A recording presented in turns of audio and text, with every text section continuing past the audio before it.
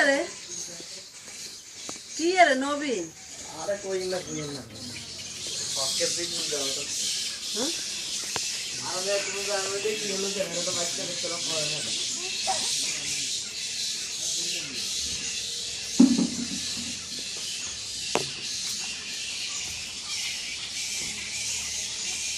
আমার নবী এই লোকেশন গেছে